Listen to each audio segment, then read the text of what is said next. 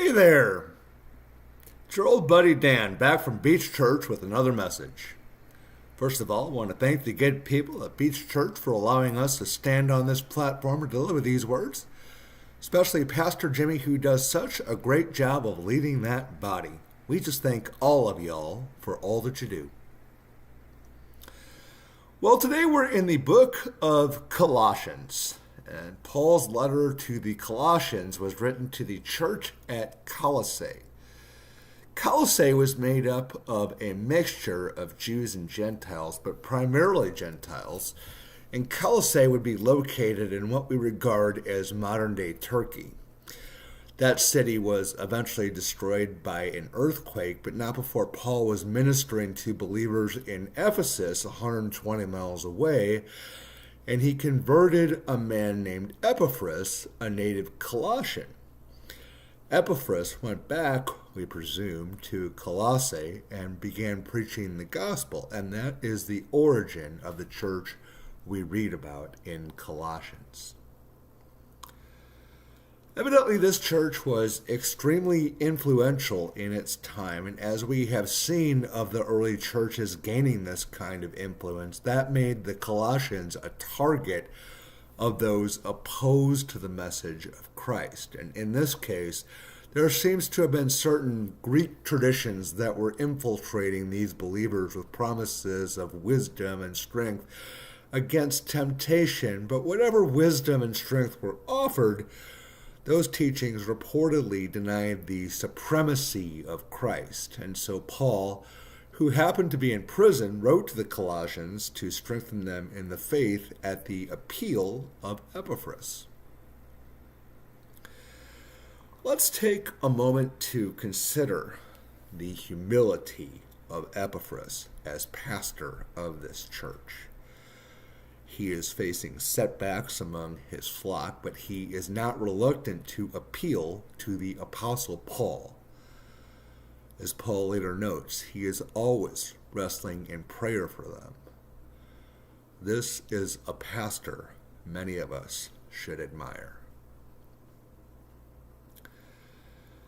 Paul introduces his letter by giving thanks to God for their faith, and he encourages them that there is a hope stored up for them in heaven. And incidentally, that is true for us too. Heaven is rooting for you and for me. Paul lets them know he is praying that they find endurance and patience to share in the inheritance we are promised, not the least of which is the redemption of Christ. This seems to be Paul's launching point to subtly argue for the power of Jesus that the Greek traditions were infiltrating these believers were denying. He describes Jesus as the image of the invisible God, the firstborn over all creation. He describes his service to the Lord from prison, and there is no doubt as to the conviction Paul holds that the work is worthwhile. We see from other of his letters that Paul openly admits that he is meek, but here no one can deny that he is fierce for the Lord. He goes so far as to say that the suffering he is enduring in prison is worth the trouble. Now I rejoice in what I am suffering for you, he says, and I fill up in my flesh what is still lacking in regard to Christ's afflictions for the sake of his body, which is the church.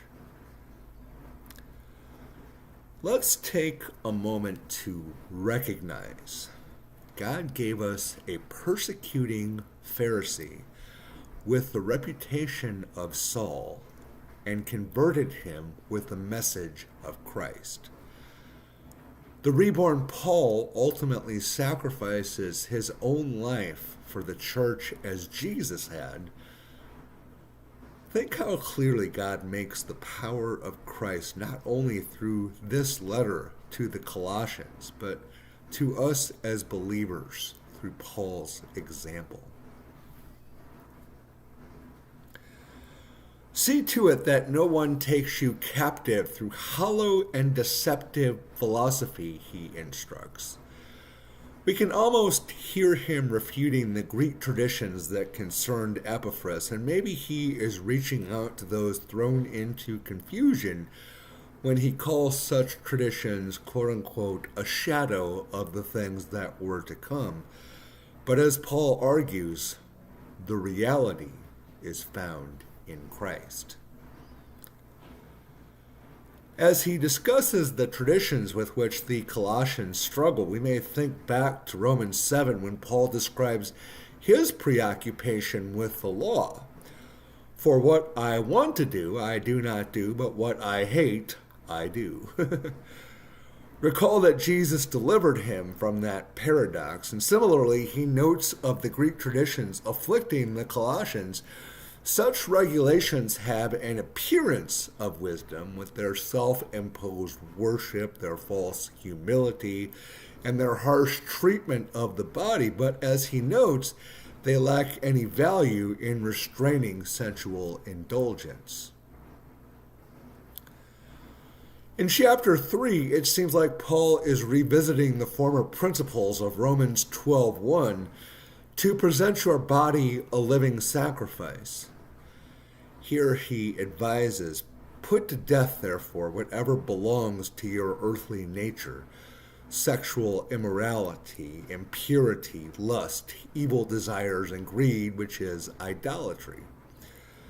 Instead, he later instructs, clothe yourselves with compassion, kindness, humility, gentleness, and patience.